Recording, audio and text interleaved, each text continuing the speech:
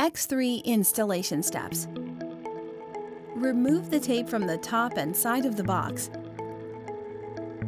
Open the box, take out the machine, collecting plate, instruction manual, and power adapter. Open the back cover. Take out the catalyst filter.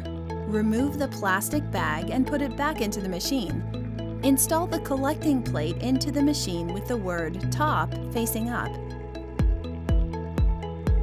Then close the back cover and the installation is complete. Plug in the power adapter to the bottom jack of the machine.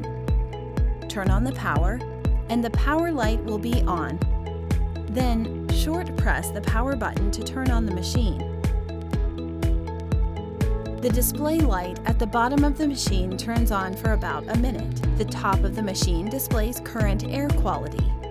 When entering into automatic mode, A indicator light turns on. Short press the power button on the top of the machine to switch to manual mode. The wind speed is at gear 1. The top of the machine shows L1. L represents wind speed. Then short press the power button again to change the wind speed to L2, L3, L4. Continuing, short press the power button to change it to sleep mode. And long press the power button to turn off the machine.